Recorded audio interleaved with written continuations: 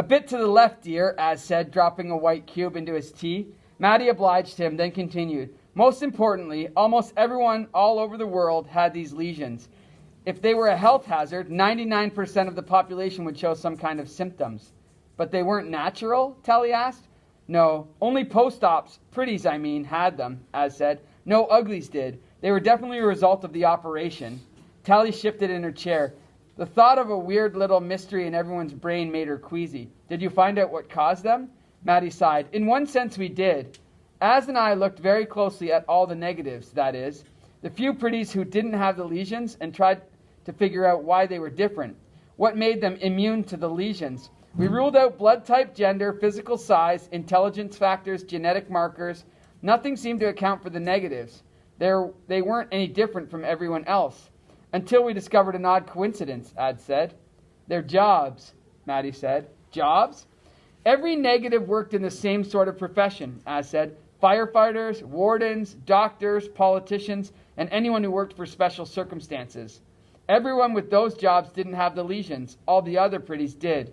So you guys were okay? Az nodded. We tested ourselves and we were negative. Otherwise, we wouldn't be sitting here, Maddie said quietly. What do you mean?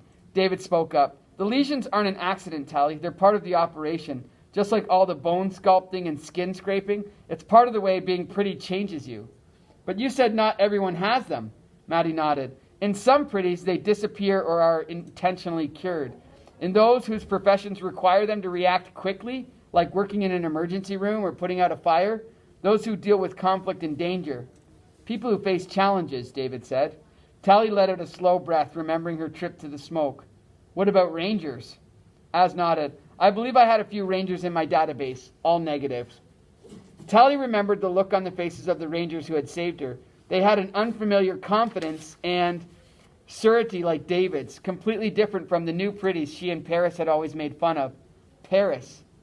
Tally swallowed, tasting something more bitter than tea in the back of her throat. She tried to remember how Paris had acted when she'd crashed the Garbo mansion party. She'd been so ashamed of her own face. It was hard to remember anything specific about Paris. He'd looked so different and, if anything, he seemed older, more mature. But in some way, they hadn't connected. It was as if he'd become a different person. Was it only because, since his operation, they had lived in different worlds? Or had it been something more? She tried to imagine Paris coping out here in the smoke, working with his hands and making his own clothes. The old, ugly Paris would have enjoyed the challenge. But what about pretty Paris? Her head felt light as if the house were in an elevator heading swiftly downward. What did the lesions do? She asked. We don't know exactly, Az said, but we've got some pretty good ideas, David said. Just suspicions, Maddie said. Az looked uncomfortably down into his tea. You were suspicious enough to run away, Tally said. We had no choice, Maddie said. Not long after our discovery, special circumstances paid a visit.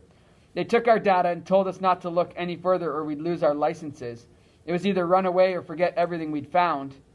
And it wasn't something we could forget, Az said. Tally turned to David. He sat beside his mother, grim-faced, his cup of tea untouched before him. His parents were still reluctant to say everything they suspected, but she could tell that David saw no need for caution. What do you think? She asked him. Well, you know all about the Rusties. You know all about how the Rusties lived, right? He said, war and crime and all that. Of course, they were crazy. They almost destroyed the world. And that convinced people to pull the cities back from the wild to leave nature alone, David recited. And now everybody is happy because everyone looks the same. They're all pretty, no more Rusties, no more war, right?